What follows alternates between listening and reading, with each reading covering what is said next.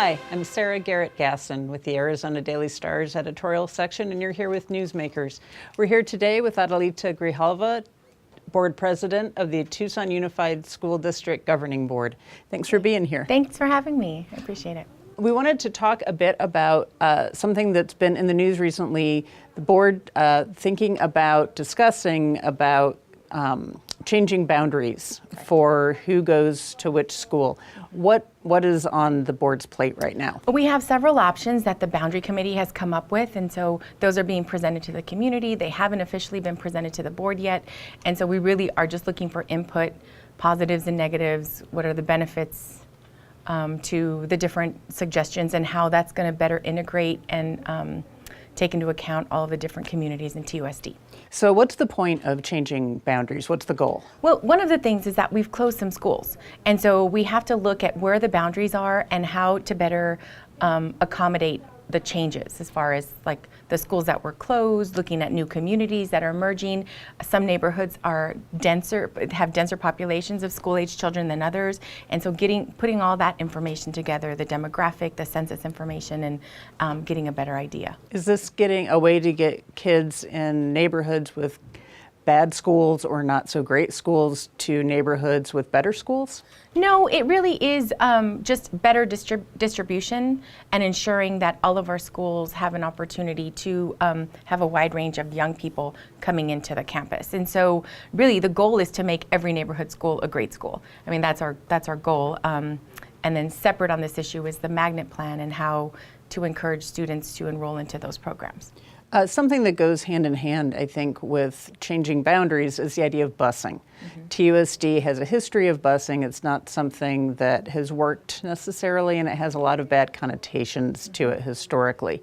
Is changing boundaries, what does this mean for busing? Is it even part of it? Well, part of the magnet plan is busing, but we're not force busing anyone. Everything's going to be an option. Every family that chooses to put their children in TUSD can opt to go to the neighborhood school, which is closest, or look at any of the different schools that we have, any open enrollment opportunities, and many of them will offer free transportation to their students.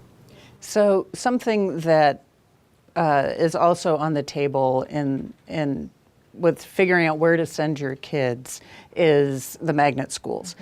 And there's been talk about how the district should close some of the schools because they're not drawing kids of different racial and ethnic backgrounds.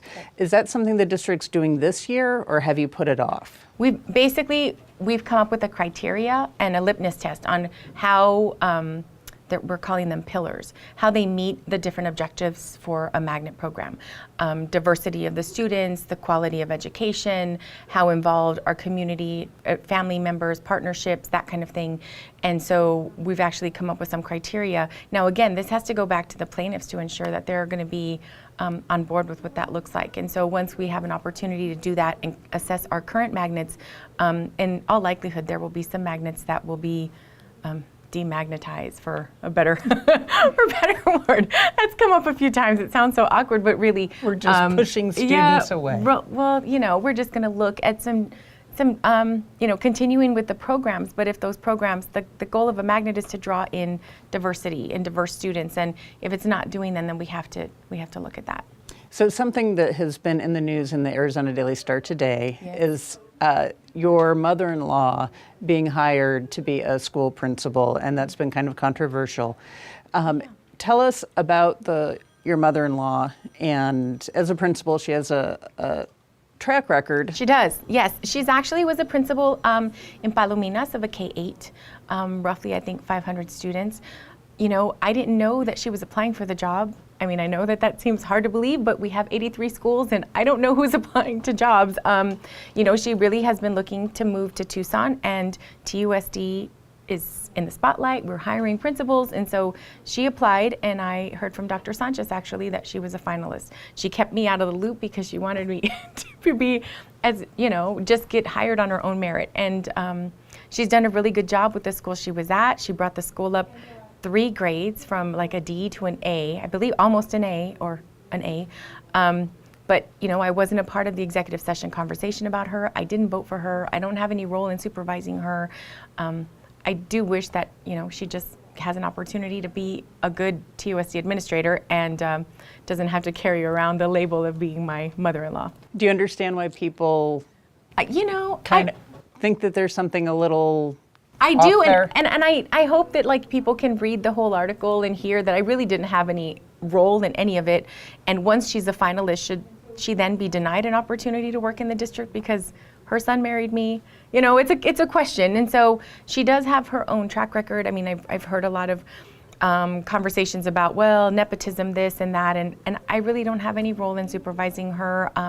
I wish her the best of luck in the school. And, you know, we've had other board members that have had their children. Ms. Burns had her daughter working in the district. Mr. Ireland had both sons working in the district. Dr. McCorkle, her daughter was a principal and retired, and we keep asking her to come back. And so all of the employees that I'm talking about have been really good employees for the district.